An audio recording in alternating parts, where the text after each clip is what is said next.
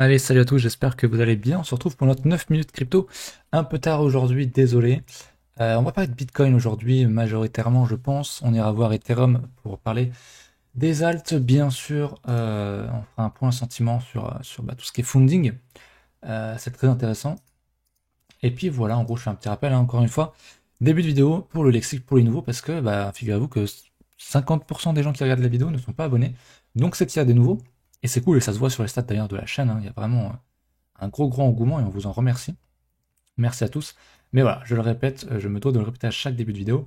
Il y a un lexique pour les débutants qui ne comprennent pas un petit peu tout ce jargon, pardon, un petit peu de savant fou de tout ce qui est crypto et trading. Donc allez checker ça, c'est dispo en description. Il y a également un doc qu'on a mis en place avec Tilt. Donc on a fait un gros doc sur tout ce qui est stratégie de trading. On explique un petit peu comment on fonctionne, comment il faut fonctionner pour être rentable et pour tenir sur les marchés financiers sur le long terme. Voilà. Et c'est pas un truc qui est propre au crypto, hein, ça marche surtout. Alors, Bitcoin en weekly. On a une belle bougie rouge, ça fait plaisir, de temps en temps, ça fait plaisir quand même parce qu'il faut du rouge un petit peu pour maintenir une tendance haussière de fond. Si on compare à 2017, voilà, on a eu des petites périodes rouges par ici, par ici, par ici, par ici, et voilà, c'était des opportunités d'achat finalement pour des gens qui veulent acheter, qui sont rentrés un petit peu trop tard, qui sont arrivés trop tard, c'était des opportunités d'achat. Alors on a eu du moins 30, moins 40%. Actuellement, on est, je vais zoomer. Mais alors ici, hein, si je zoome, je suis en daily là. Ok. Si je zoome ici en daily, on a eu du moins 30% ici, donc qui a été racheté. On avait dit qu'il y avait des signaux ici d'achat. Actuellement, on est en moins 23, moins 24%. C'est compliqué d'acheter ça pour moi quand même pour du long terme. On a un léger support qui est en dessous, vous le savez, on a le VIAS qui est notre nuage de suivi de tendance qui est ici, qu'on n'a toujours pas retouché, hein, depuis septembre ici, qui a très bien fait le taf tout le long de 2017. Je vais vous remontrer. C'est peut-être un petit moment que je ne l'ai pas montré, mais voilà, depuis le début du bull market pardon, de 2017, il a fait le taf, hein, une fois, deux fois ici, 3, 4, 5, 6 ici. Donc on l'a touché 6 fois, actuellement on est à une fois. Donc je ne serais pas étonné qu'on revienne chercher Vegas à un moment donné. Si on achète ici et qu'on va chercher Vegas, c'est encore du moins 40%, donc ça fait un peu chier quand même. C'est un achat qui est très agressif, donc pour faire du DCA, pourquoi pas. DCA en description dans le lexique, ça peut être une technique faisable, donc un premier achat ici, pourquoi pas un deuxième par ici, un dernier, un final dans le Vegas dès qu'on le touchera. Ça peut être quelque chose d'envisageable. Euh, Bitcoin toujours aussi, y a pas de problème. Même si je crois qu'on a une divergence, Tilt m'en parlait. Alors c'est peut-être plutôt sur le 3D, on l'a aussi sur le daily, mais effectivement, sur le 3D, on a une belle divergence baissière sur le WT. Cross, on a un beau cross baissier ici, qui a plutôt donné pour l'instant. Maintenant, voilà, je ne regarderai pas trop tout ce qui est divergence dans un marché haussier.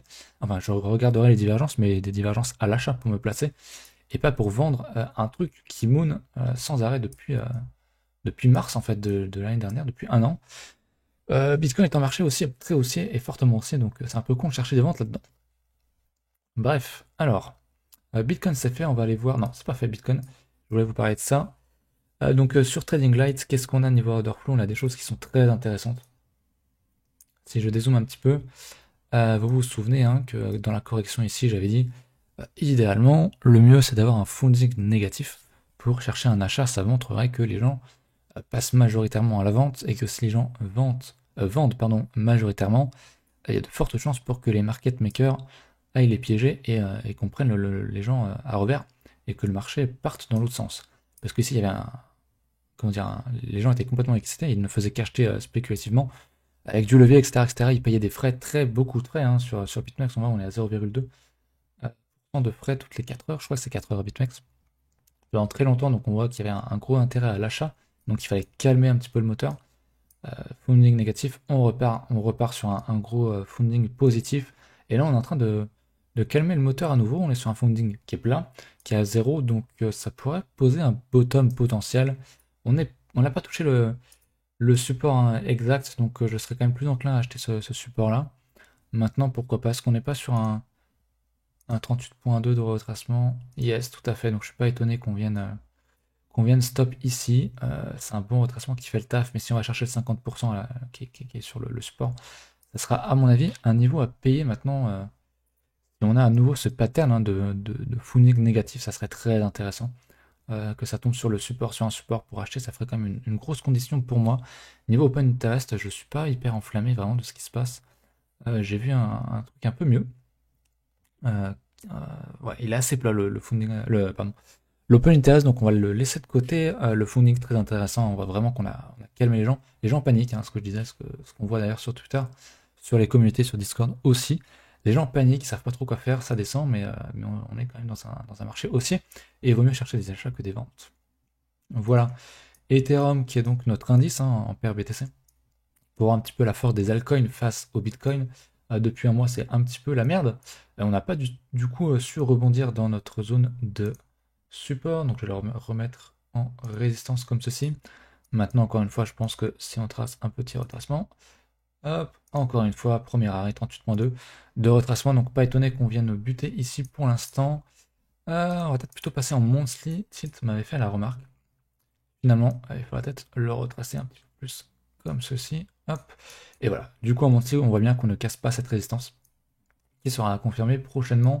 Idéalement, on close la bougie mensuelle au-dessus de ce niveau-là. Ça serait très bullish de close ainsi. La dernière fois qu'on avait dit ça sur cette paire, c'était ici. On était vraiment sur ces niveaux de prix-là quand on tournait la vidéo. Et on avait dit que ça serait vraiment bien qu'on close au-dessus du support ici. Et on l'a fait. Donc pourquoi pas. Ça serait quand même plutôt pas mal. On va regarder du coup Ethereum en paire USDT. Tac, tac, tac. En paire USD. Ethereum, bon bah rien de fou. Hein. Bien sûr, on est en paire logarithmique, mais en linéaire, ça fait un peu plus peur. Mais ce qu'on voit concrètement, c'est qu'on revient sur les supports, hein, donc l'ancien ATH. Donc pour moi, pas de panique, on vient retester un support, c'est plus une entrée à l'achat plutôt qu'à la sortie, qu'à la vente. On peut tracer ici. Également un bon support, tac, je vais mettre en vert. Support, voilà, donc on bute là-dedans pour l'instant. Donc il n'y a pas de souci majeur, j'ai envie de dire. Le marché reste haussier, très largement haussier. Si vous avez acheté le top, forcément, vous êtes un petit peu en PLS actuellement. Vous avez connu du moins 30%, donc forcément, niveau émotion, c'est compliqué. Mais voilà, ceux qui cherchaient plutôt à rentrer, c'était une bonne entrée selon moi. Agressive, hein, parce qu'on est dans un marché qui est très haussier, mais bon, à un moment donné, si t'as pas acheté ce double bottom avec ce retest du support, si tu veux racheter, il faut le faire de manière assez agressive. Voilà. On va checker la Bitcoin dominance parce qu'on a le temps vite fait. Bitcoin dominance. On retourne sur une bougie un petit peu bear, donc c'est cool. On a ce gros niveau de support qu'il faudrait casser maintenant.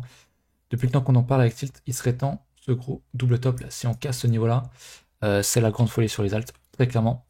Ça sera vraiment un gros bull run sur les alts, donc c'est quelque chose qu'on va surveiller. Et comme j'ai déjà dit, hein, j'attendrai qu'on aille chercher des niveaux ici sur le 50% de retracement sur 61.8 et je prendrai mes premiers profits sur les alts. Et pas avant parce qu'il y a encore un gros potentiel hein, si on compare ici avec ce qui s'était passé en 2007. On n'a concrètement pas fait grand chose pour l'instant. Donc je pense que la folie est encore à venir. On va prendre un exemple concret sur les alts. Donc je parle vraiment. Bah tiens, on va aller voir le WTC qui est un très bon exemple. Un de shitcoin. Là où Ethereum tape un ATH et retouche un support qui est finalement l'ancien ATH. Les altcoins, les midcap, les shitcap font donc ce double bottom ici. Je vais même me mettre en linéaire, c'est un peu plus parlant. Voilà, et ce qu'on fait, c'est qu'on casse ici la grosse zone de résistance que j'ai passé du coup en vert comme support maintenant avec du volume et on a retesté ce volume sur le crash. Donc là c'était vraiment, vous savez si vous êtes passé sur le Discord, c'était quand même vraiment une putain d'opportunité d'achat ici pour du très long terme. Franchement quand on dézoome, c'est quand même très bon, très sexy ce que je vois là. Donc ouais c'est une opportunité à l'achat et toutes les cryptos ont vraiment cette tronche là en fait. Donc ouais, pour moi, enfin toutes les cryptos, non. Les majors sont déjà quand même bien partis. Hein. Le ADA est proche de faire un ATH. LTC est en route. Ethereum a fait son ATH, il retape son ancien ATH à 1400, donc il retape son support. Mais c'est beaucoup moins agressif d'acheter ce genre de truc, de pattern, et je vous montre ce truc là, mais vraiment, tout a la même gueule en fait. Il y a juste à chercher. C'est beaucoup moins agressif d'acheter un truc comme ça qu'acheter à Ethereum.